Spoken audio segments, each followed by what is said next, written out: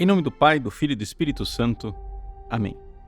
Meus queridos irmãos e irmãs, com alegria, refletimos a respeito do Evangelho deste dia 4 de janeiro, em que Jesus multiplica os pães.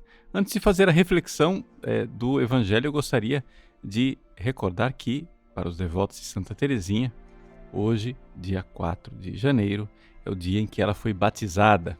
Então, vamos dirigir uma súplica especial a esta santa neste dia em que ela se tornou filha de Deus.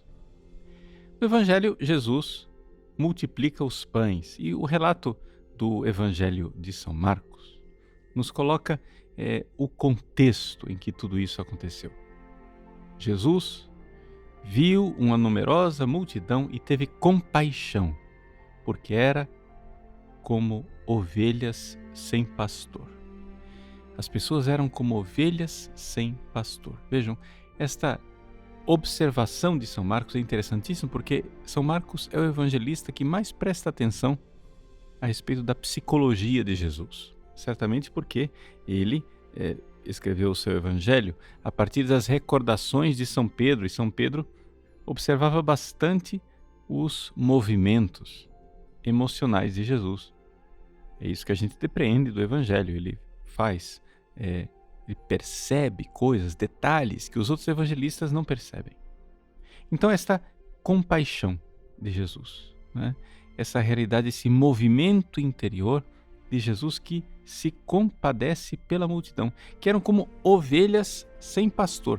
Agora, o que é uma ovelha sem pastor?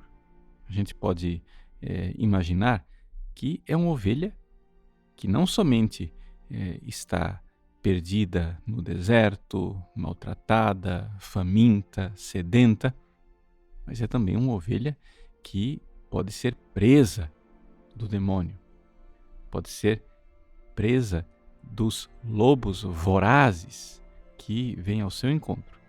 Pois bem, é essa situação lastimável na qual se encontra o povo de Deus. E então, aqui, os discípulos se dirigem a Jesus dizendo que é prudente, uma prudência humana. A prudência humana manda despedir o povo. Para quê? Para que o povo se vire. Só que acontece o seguinte, Jesus, ele é Salvador. O nome Jesus quer dizer exatamente isso, Yeshua, Salvador. Então, aqui, nós vemos claramente uma atitude de Jesus que diz aos seus discípulos, portanto aos apóstolos e à sua igreja: dai-lhes vós mesmos de comer. Nós temos que entender isso. O ser humano precisa de salvação. Nós não damos conta de nos salvar a nós mesmos. Nós não somos capazes de nos dar o alimento do céu. Mas Jesus, que é o pão vivo que desceu do céu, ele se entrega e se dá à sua igreja para que a igreja, na Eucaristia, na pregação da palavra, ele alimente o povo e dê com isto ao povo a salvação. Nós somos como ovelhas sem pastor, quer dizer que nós somos ovelhas perdidas. E perdidas no sentido mais terrível da palavra perdida. Nós somos ovelhas condenadas ao inferno. Nós somos ovelhas que são presas dos lobos vorazes que nos arrastam para o vale da sombra da morte. Para recordar o Salmo 22. Jesus vem para enfrentar o lobo, mas não somente, vem para nos conduzir no caminho da verdade. Porque a arma que o demônio usa para nos levar para o inferno é a sedução, é a mentira. Então a arma que Jesus usa para nos arrancar do poder do demônio é a sua palavra.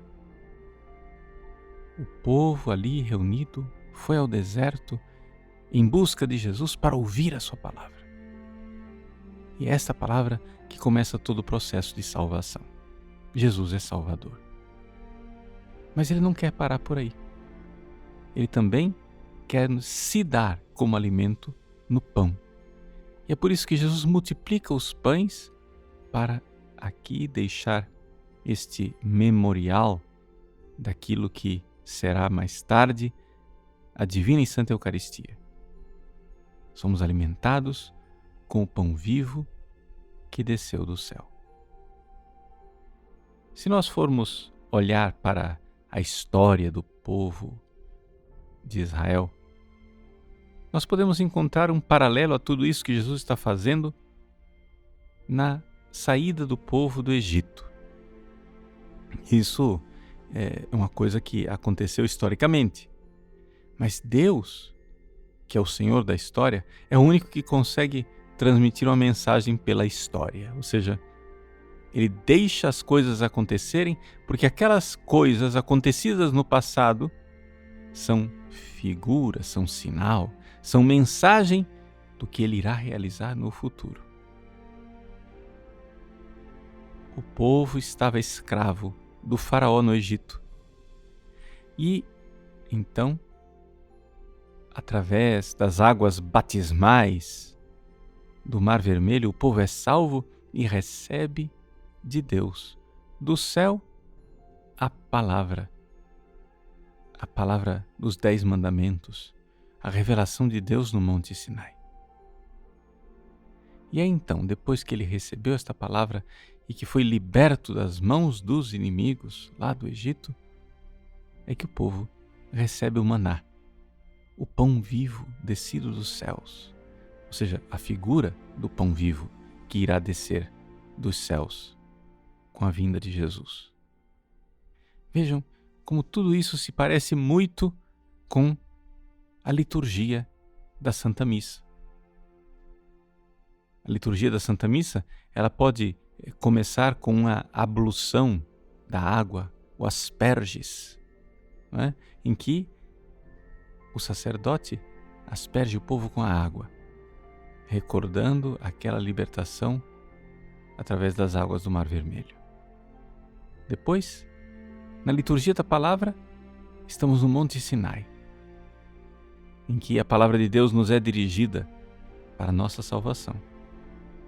E na liturgia eucarística é o maná que chove sobre nós, é o pão vivo descido do céu que nos alimenta. Como Deus outrora salvou o povo de Israel para fazê-los entrar na terra prometida, nós também. Aqui, celebrando a Santa Missa, vamos nos preparando para entrar na terra prometida e na salvação. E é isto que Jesus faz no Evangelho de hoje. O povo, salvo, vai no lugar deserto ouvir a palavra de Deus e Jesus então dá o pão pela multiplicação dos pães. Que você saiba tirar todo o fruto espiritual, toda a graça, toda a devoção que você conseguir da celebração da Santa Missa. Vamos nos recordar que a missa é uma obra salvadora. Deus quer, através dos seus santos sacramentos, nos salvar. E, dispostos para receber a Eucaristia através da pregação da palavra, nós possamos nos alimentar com Cristo na Eucaristia, para, por Cristo e em Cristo, caminharmos na direção do Reino dos Céus. Que Deus abençoe você. Em nome do Pai, e do Filho, e do Espírito Santo. Amém.